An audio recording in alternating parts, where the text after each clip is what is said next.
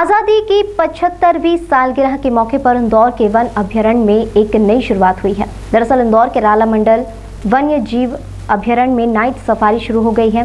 इस अनूठी सौगात के बाद अब शहर वासियों को एक नया अनुभव मिलेगा। नाइट सफारी का शुभारंभ प्रदेश के जल संसाधन मंत्री तुलसी सिलावट ने हरी झंडी दिखाकर किया। रविवार रात को जल संसाधन मंत्री तुलसी सिलावट ने नाइट सफारी का शुभारंभ किया। इस अवसर पर एपीसीसीएफ अन्नागिरी डीएफओ नरेंद्र पंडवा सहित वन विभाग के अधिकारी मौजूद थे। मंत्री तुलसी सिलावट ने इस मौके पर कहा कि नाइट सफारी इंदौर में पर्यटन के लिए एक नया आकर्षण है। उन्होंने वन मंत्री विजय शाह का आभार व्यक्त करते हुए कहा कि 30 जून को आयोजित बैठक में लिए गए निर्णय के अनुरूप उन्होंने नाइट सफारी की शुरुआत की है। आज उल्लास के साथ स्वतंत्रता दिवस है। इस अमृत उत्सव हमने मनाया। मैं इंदौर वासियों को, भाई और बहनों को इस स्वतंत्रता दिवस की बहुत बधाई, शुभकामना देता हूँ। उसी के साथ इंदौर में एक नया इतिहास, नाइट सफारी राला मंडल में बड़ी सौगात इंदौर वासियों को वन विभाग द्वारा दी जा रही है। इस सौगात के लिए मध्य प्रदेश के सम्माननीय मुख्यमंत्री शिवराज जी का, मध्य प्रदेश के लोकप्रिय वन मंत्री, कर्मठ मंत्री, मेरे भाई, मेरे मित्र विजय शाह जी का भी मैं धन्यवाद देता हूँ, जो कि मधु भैया विकास और प्रगति में हमेशा रुचि लेते हैं। मैं इनको भी धन्यवाद देता हूँ। और सरकार का संकल्प है कि ऐसे पवित्र स्थान का राला मंडल जैसे, जो कि 234 हेक्टेयर में विकसित है, इसका उन्नयन भी होगा, इसका विकास भी होगा, इसकी प्रगति भी होगी और इंदौर वासियों को एक नया पर्यटक के रूप में, एक नए पर्यावरण के रूप में यह स्थान चिन्हित होकर उनको मिलेगा। प्रमुख बात सुरक्षा को लेकर किस तरह की तैयारियां होंगी, क्योंकि महिलाएं, युवतियां भी रहेंगी रात में? देखो, हमारे बेटा भी आएगा तो बेटी भी आएगी, पिता आएगा तो माँ भी आएगी, बहन भी आएगी, इन सब की, क्योंकि केंद्र हमारे मध्य प्रदेश की भारतीय जनता पार्टी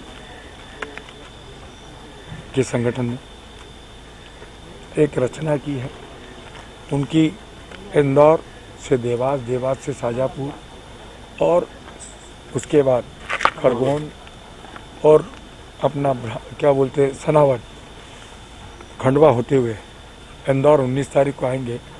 पूरी तैयारी हमारा संगठन, हमारी पार्टी भारतीय जनता के सम्माननीय प्रधानमंत्री जी ने, जो उनके अपनी कैबिनेट में जो स्थान दिया है, और मंत्री बनने के बाद मालवा की उनकी पहली यात्रा है। मैं सोचता हूँ कि सबका आशीर्वाद लेने आ रहे हैं। सिंधिया जी को आशीर्वाद मिलेगा और एक उनको ऊर्जा मिलेगी। और जिस प्रकार से उन्होंने बहुत, वहीं वन विभाग के डीएफओ ने बताया कि भोपाल में हुई बैठक के बाद से ही वन विभाग ने तैयारी शुरू कर दी थी, जिसे साकार रूप अब मिल गया है। देखिए, नाइट सफारी का जो प्रस्ताव था वो हम भोपाल बैठक में गए थे जब मई के महीने में, तब हमारे माननीय वन मंत्री जी, माननीय जल संसाधन मंत्री और माननीय मंत्री जो पर्यटन मंत्री हैं उषा ठाकुर जी, उनके द्वारा प्रस्ताव रखा गया था कि यहाँ पर इंदौर में जिस तरह भोपाल में नाइट सफारी होती है, वहाँ पर इंदौर में भी शुरुआत की जाए, ताकि इंदौर के लोगों को भी इसका आनंद मिल सके।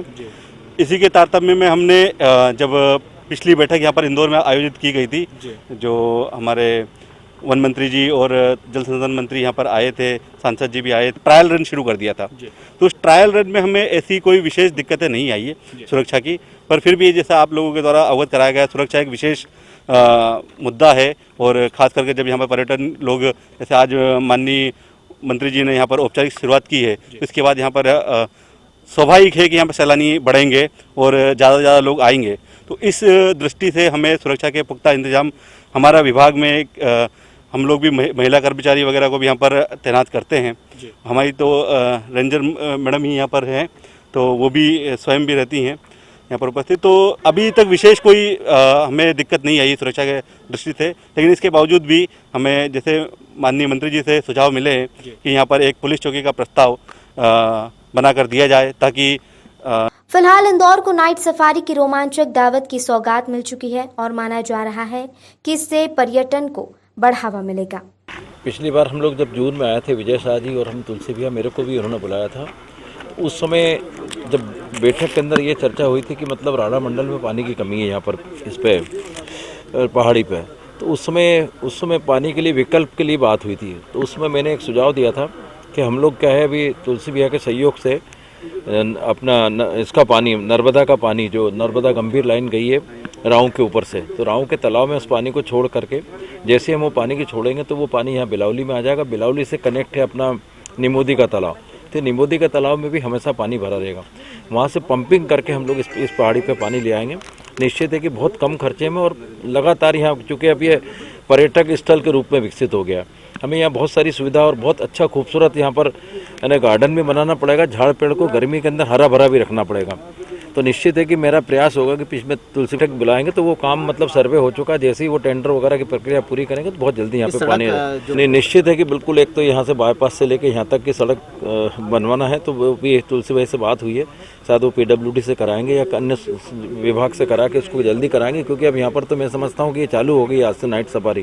तो यहाँ तो लगातार बहुत मैंने इतनी संख्या में लोग आएंगे कि यहाँ पर बहुत सारी साधन भी अपने को जुटाना पड़ेगा, कई चीज़ें यहाँ पर और अन्य करना पड़ेगी, क्योंकि क्या है पर्यटक स्थल इस टेकरी मात्र से नहीं होगा, यहाँ पे अन्य सुविधा भी जुटाना पड़ेगी। कहीं ना कहीं हम लोग भी एक जनप्रतिनिधि के नाते विजय शाह जी के नेतृत्व में और तुलसी भाई के नेतृत्व में मेरा भी ये प्रयास होगा कि यहाँ पर भी हम क्या कर सकते हैं, क्या क्या सुधार के लिए सहयोग दे सकते हैं, क्या क्या वन विभाग को हम लोग बता सकते हैं कि ये काम ऐसा करेंगे तो यहाँ पर और लोग आएंगे।